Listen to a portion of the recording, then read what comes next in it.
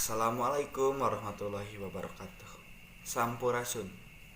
Wilujeng enjing pamiarsa, patepang deui sareng abdi simkuring pun Ismail Adha Kurniawan dina acara Warta Sunda nyuguhkeun rupining informasi ki Sunda keur balarea edisi Rebo ping 24 Februari 2021. Pamiarsa, salami 5 menit kapayun simkuring baris nyarengan pamiarsa dina informasi-informasi sabundeureun anu nunggaran aya warta ti Kota Bekasi, Jawa Barat anu ngeunaan ngabuburit jeung dinosaurus.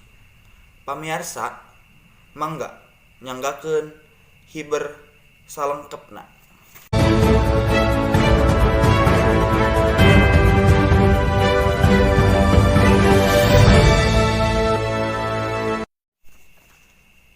Dinosaurus salah sahiji tempat pintonan dinosaurus di Bekasi.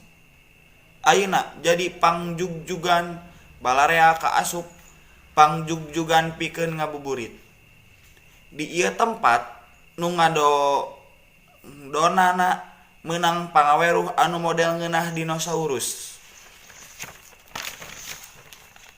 Pikaresepeun kitu pisan wahana dinosaurus di hiji mall di Bekasi teh, teu kudu heran mun eta pintonan teu weleh haneuteun ku nu lalajo.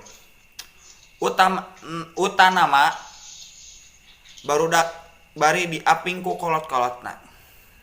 Pintonan dinosaurus teh nyaeta pintonan ngeunaan dinosaurus sato purba nu geus musnah ti alam dunia.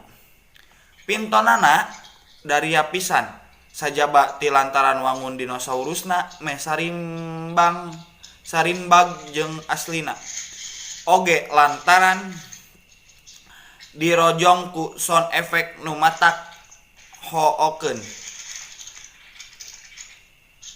Seli jeung Risma, warga Bekasi ngaku lalajo dinosaurus teh resep kacida.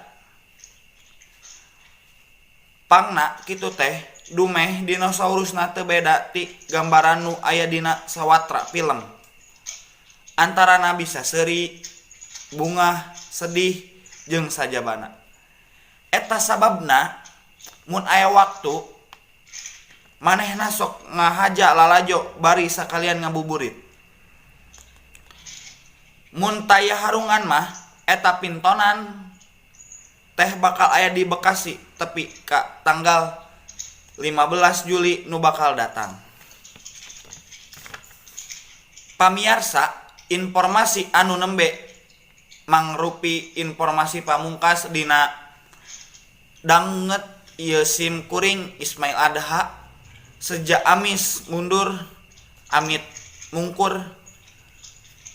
Wassalamualaikum warahmatullahi wabarakatuh. Hurip Sunda.